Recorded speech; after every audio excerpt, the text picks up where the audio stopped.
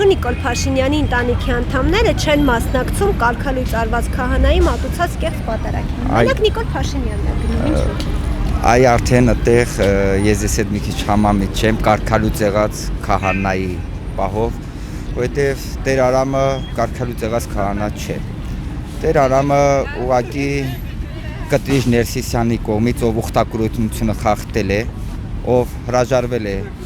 Աստծո ծառայությունից եւ բարձր մակարդակով եւ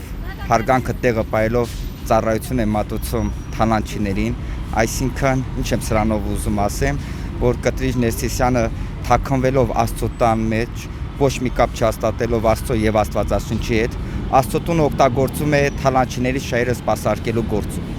Եկեղեցին ով է։ Եկեղեցին հայ առաքելական եկեղեցու հետևորդ ամեն մի հայ մարդ է։ Եվ հայ առաքելական եկեղեցու հետևորդ հավատացյալ մարդիկ այլևս իրենց առջև խնդիր են դրել, որպեսզի թույլ չտան Կտրիժ Ներսիսյանին, որպեսզի մեզ օգտագործի թալանչիների շահերը սպասարկելու գործում։ Իսկ մնացածը թե Կտրիժ Ներսիսյանը ինչ կանոններ է խախտել, դա արդեն բոլոր հանրությունը գիտի, իրեն ուղիղ հարցեր է տրված, թող ինքը ուղիղ հարցերին պատասխանի,